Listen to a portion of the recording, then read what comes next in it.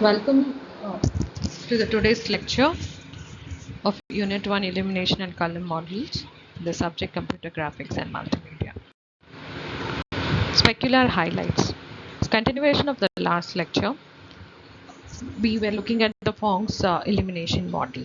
So this is also part of it. Shiny surfaces change appearance when viewpoint is changed, and specularities are caused by macroscopically smooth surfaces.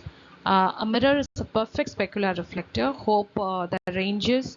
We had a discussion on Phong illumination model. So this is typically an example of the discussion what we have had with Fong's model. The vector r in the above equation actually been calculated in terms of the vector L and n.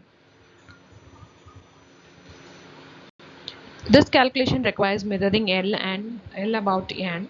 This can be accomplished with some simple geometry calculations and substitutions, and finally we been ended up in considering the rewriting equations r is equal to 2n into n into L minus L reflected ray.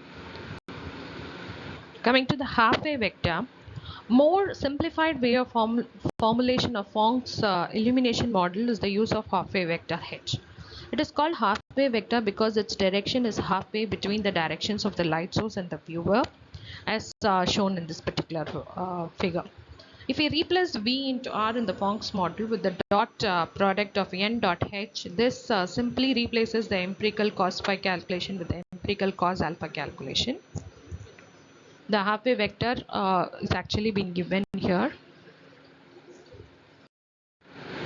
So this is one of a Phong illumination example where moving light and how does it have a change in the N. As I have told in the last lecture, the ranges.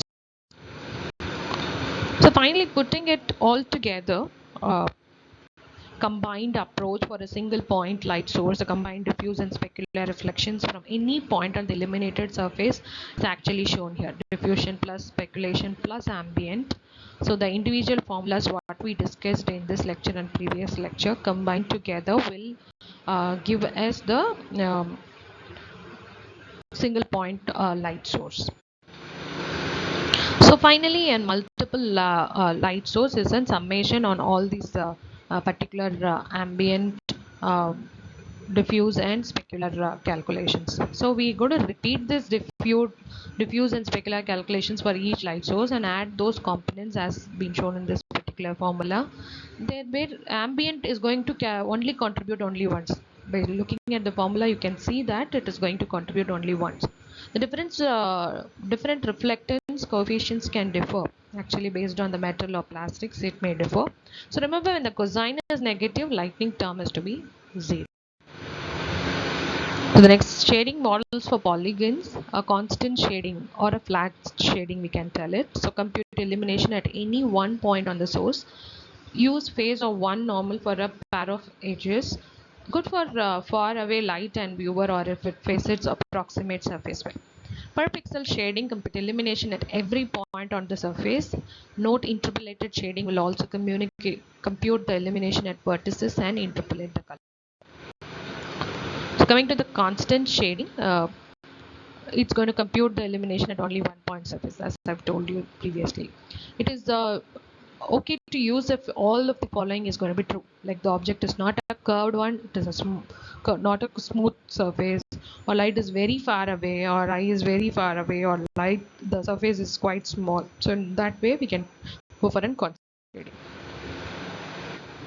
The next one is light source attenuation. Takes into account the distance of the light from the surface, right? And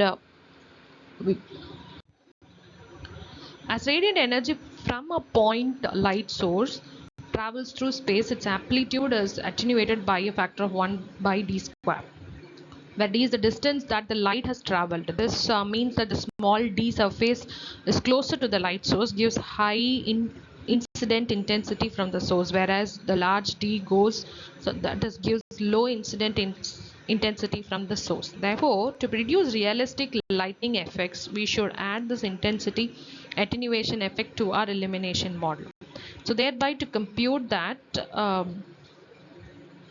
in practice above, that is in practice the coefficients what we have shown here, C1, C2, C3, or constants associated with each light source will be max between the coefficients on that, and finally we will reduce the light source attenuation.